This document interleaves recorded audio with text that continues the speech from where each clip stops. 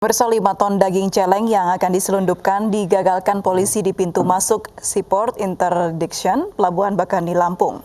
Pelaku berupaya mengelabui petugas dengan menyembunyikan daging di tumpukan buah kelapa dan serbuk kayu agar aroma daging tidak tercium.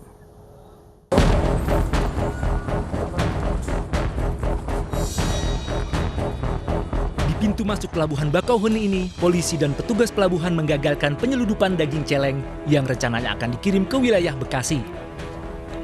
Petugas yang curiga memeriksa muatan truk dan menemukan 129 karung berisi daging celeng di bawah tumpukan buah kelapa dan serbuk kayu.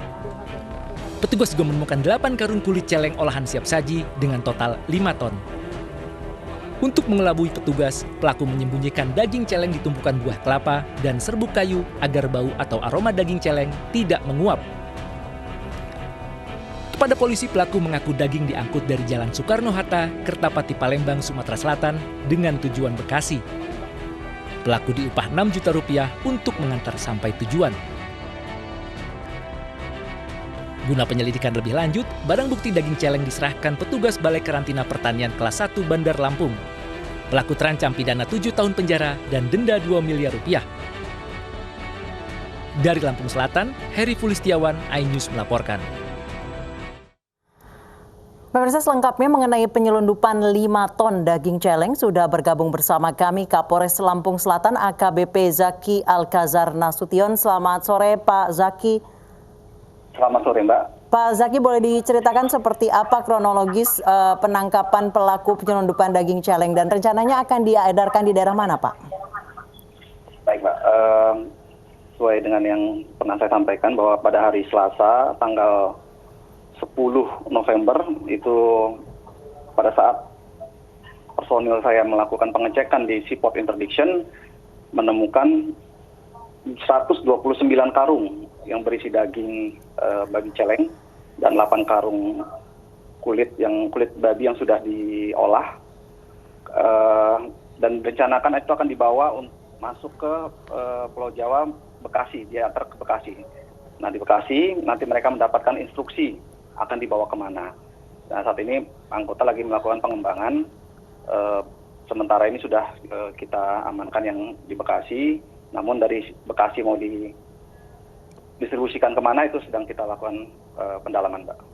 Baik, Pak. Sejauh ini untuk penyelundupan daging celeng, apakah ini dilakukan sebuah sindikat atau perorangan, Pak?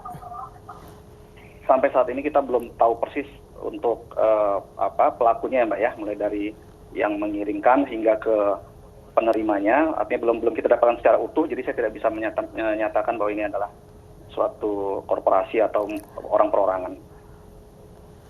Baik, lalu apa langkah selanjutnya akan dilakukan oleh kepolisian, Pak, untuk menyelidiki kasus ini?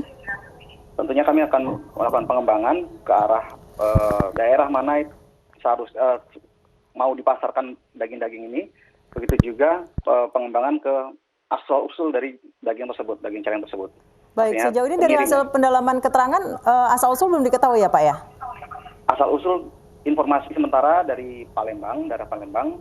Namun sementara kita sudah cek sana masih nihil, masih belum kita dapatkan, tapi akan kita dalami untuk siapa pemilik tempat tersebut dan lain sebagainya, Mbak. Penyelundupan daging celeng ini akan dikenakan pasal berapa, Pak, dan hukuman berapa, Pak? Sementara ini yang sangat memungkinkan itu pasal 88 Undang-Undang 21 tahun 2019 tentang karantina. Selain itu kita lapis juga dengan Undang-Undang Pangan untuk pasal 135 Undang-Undang Nomor 18 tahun 2012. Kalau memang terbukti nanti mereka memasarkan atau memperjualbelikan tidak sesuai dengan ketentuan, maka juga akan kita masukkan Undang-Undang Perlindungan Konsumen. Baik, kalau menurut pengakuan pengemudi truk sebagai kurir, apa, Pak, sejauh ini? Sejauh ini pengemudi truk hanya diberikan tugas untuk mengantarkan barang tersebut dari Palembang menuju ke Pulau Jawa. Nanti setelah sampai di Bekasi, mereka akan mendapatkan instruksi lebih lanjut. Sudah berapa kali keterangan dari pengemudi truk, Pak, melakukan perjalanan ini, Pak? Keterangannya sementara baru 3 kali, nggak salah. Baik, kalau untuk penemuan penyelundupan daging celeng, apakah ini pertama kalinya, Pak, atau sudah beberapa kali di Lampung Selatan? Kalau di Lampung Selatan pernah sekali, Mbak, sebelum ini juga pernah kita dapatkan, tapi ini yang sebelumnya itu untuk dipasarkan di daerah Bali. Baik, kalau ini untuk dipasarkan di daerah Jawa ya Pak ya? Kemungkinan seperti itu. Apakah sudah diketahui kota-kota mana saja tempat daging ini akan didistribusikan Pak? Sementara belum, Mbak. Kita masih lakukan menyelidikkan. Baik, terima kasih Kapolres Lampung Selatan AKBP Zaki Alkazar Nasution sudah bergabung dan berbincang bersama kami di Ayu Sore. Pemirsa, peredaran daging oplosan memang sudah berlangsung sejak lama. Mirisnya pada Mei lalu kami mencatat ada komplotan yang sengaja menyulap daging celeng menjadi daging sapi sebanyak 600 kg lebih. Ini dilakukan demi meraup untung yang lebih banyak.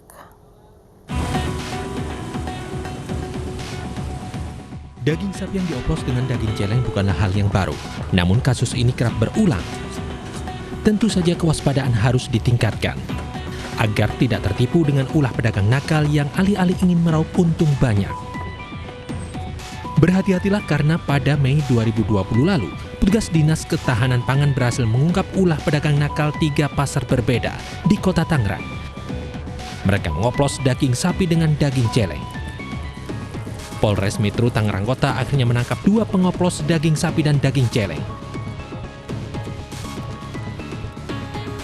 Bukan hanya di Tangerang, di Bandung, Jawa Barat pada Mei 2020 juga ada sindikat yang tega-teganya menyulap daging celeng menjadi daging sapi dan diperjualbelikan. Tak tanggung-tanggung jumlahnya pun fantastis. Mereka mengolah 600 kg daging babi yang dicampur dengan zat kimia berbahaya jenis boraks agar menyerupai daging sapi. Polisi akhirnya menangkap 4 tersangka, 2 diantaranya merupakan pengepul daging babi dan 2 lainnya bertindak sebagai pengecer. Dalam 1 tahun terakhir, para tersangka mengaku sudah menjual 63 ton daging babi. Hasil olahan daging babi ini dijual para tersangka dengan harga Rp85.000 per kilogram.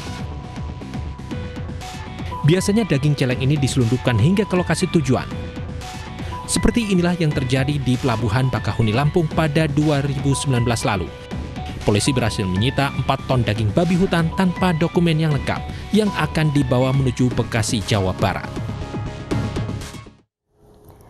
Dan pemirsa, bagaimana cara membedakan daging sapi dan daging celeng? Rekan saya Anissa Dasuki akan menjelaskannya untuk Anda. Silakan Anissa.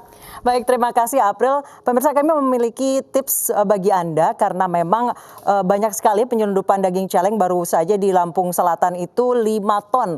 Beberapa waktu lalu juga sempat ditemukan bahwa daging celeng yang diselundupkan ini disulap menjadi daging sapi. Dan pemirsa, sejumlah oknum mencoba mencari keuntungan dengan mencampur daging sapi dengan daging celeng alias babi hutan. Bagaimana sih kita membedakan antara daging sapi dengan daging celeng? Kita punya informasinya berikut ini. Pemirsa, Anda bisa lihat di sini bahwa cara untuk membedakan daging sapi dengan daging celeng. Daging sapi ini umumnya berwarna merah tua. Sementara daging celeng alias babi hutan ini berwarna lebih ke merah muda. Serat daging antara sapi dan babi hutan juga berbeda. Daging sapi ini lebih kasar dan rapat, sementara kalau daging babi hutan atau daging celeng ini agak kasar seratnya. Sementara untuk tekstur juga berbeda. Untuk daging sapi ini lebih kenyal. Kalau misalnya daging celeng atau babi hutan ini terasa lebih lunak jika Anda pegang. Jadi pemirsa, bagi Anda pengonsumsi daging sapi mungkin lebih berhati-hati, lebih baik dilihat secara seksama dan juga dipegang sebelum membeli. Kemudian kita ke lemaknya. Ada perbedaan jenis lemak antara sapi dengan babi hutan atau celeng. Di sapi lemaknya itu lebih tebal dan keras. Sementara untuk daging celeng atau babi hutan ini lemaknya lebih tipis-tipis. Marblingnya berbeda antara daging sapi dengan daging celeng. Jika kita lihat dari alur lemaknya seperti apa. Kemudian aromanya juga berbeda antara daging sapi dan daging celeng. Aroma dari daging sapi ini khas daging sapi. Sementara aroma dari daging celeng ini lebih ke amis, cenderung anyir, pemirsa. Baik, pemirsa, itu tadi adalah tips-tips bagaimana cara kita untuk membedakan antara daging celeng dengan daging sapi agar kita sebagai konsumen tidak tertipu oleh distributor daging nakal yang mencoba meraih keuntungan lebih dengan mencampur antara daging sapi dengan daging celeng.